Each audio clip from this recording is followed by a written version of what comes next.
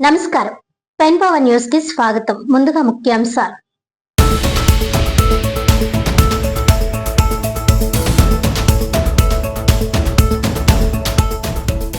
రాష్ట్రాల ఎన్నికల్లో 3 రాష్ట్రాల్లో బీజేపీ ఘన విజయం సాధించడంతో బీజేపీ శ్రేణులు హర్షం.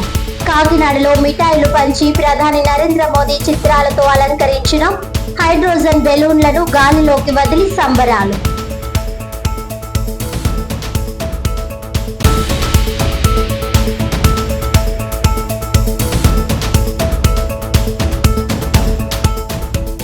నిరుపేద కుటుంబాల ఆపదలో అండా సీఎం సహాయ నిధి.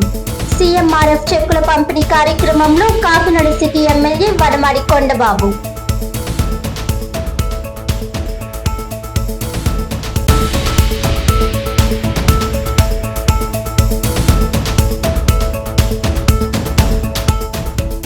క్షేత్రస్థాయి జిల్లా పర్యటనలో భాగంగా గొల్లప్రోలు, చేబ్రోలు గ్రామాల్లో విస్తృతంగా పర్యటించిన జిల్లా collector MN Harendra Prasad.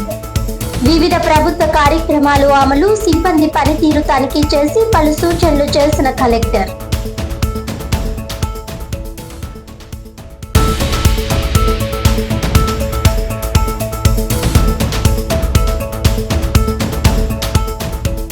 Details చూస్తే ఇటీవల 5 రాష్ట్రాల ఎన్నికల్లో 3 రాష్ట్రాల్లో భారతీయ జనతా పార్టీ ఘన విజయం సాధించడంతో కాకినాడలో బీజేపీ శ్రేణులు మిఠాయిలు పంచి ప్రధాని నరేంద్ర మోదీ చిత్రాలతో అలంకరించిన హైడ్రోజన్ బెలూన్లను గాలిలోకి వదిలి సంబరాలు నిర్వహించారు.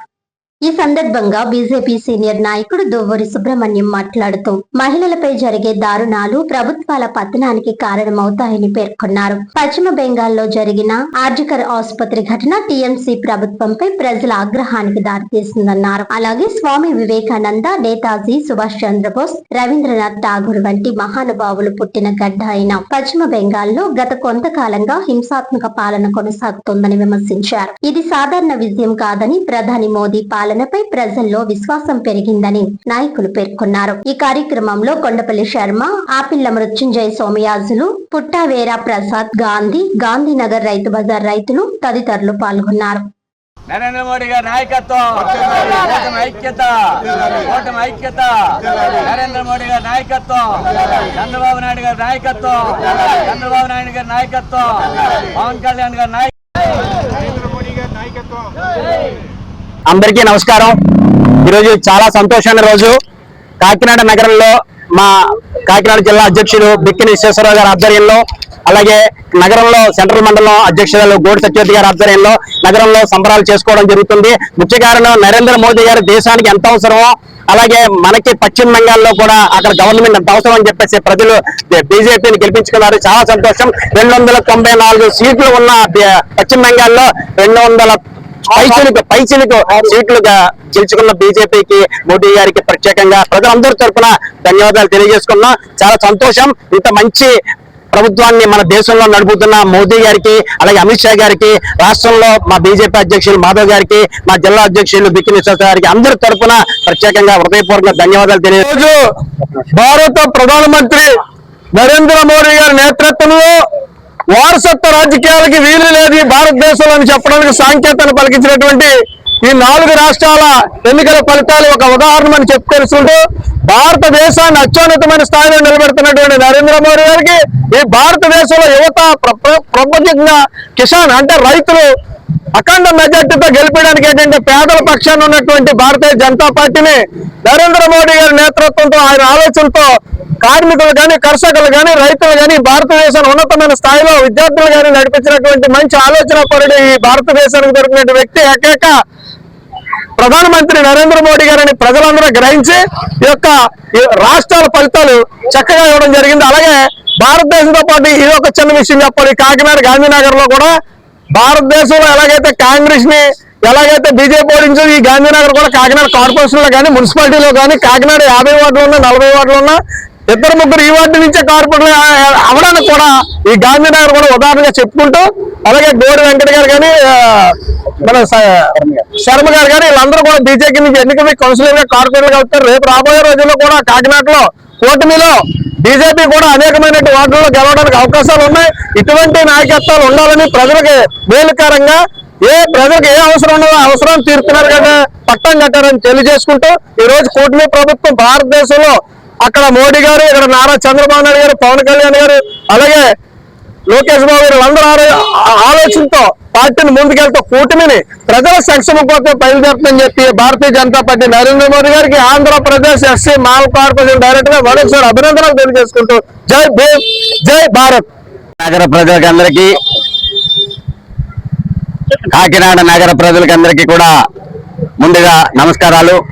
అదేవిధంగా భారతీయ జనతా పార్టీ ఎన్డీఏ కూటమి తరఫున శుభాకాంక్షలు కూడా తెలియజేస్తున్నాం. ఎందుకంటే భారతీయ జనతా పార్టీ నేతృత్వంలో ఎన్డీఏ ఇటీవల జరిగినటువంటి 5 రాష్ట్రాల ఎన్నికల్లో తమిళనాడులో కూడా మేము భారతీయ జనతా పార్టీ టీవీకి నేతృత్వంలో ఐఐడిఎంకేతో కలిపి ప్రభుత్వం ఏర్పాటు చేస్తుందని మేము భావిస్తున్నాం.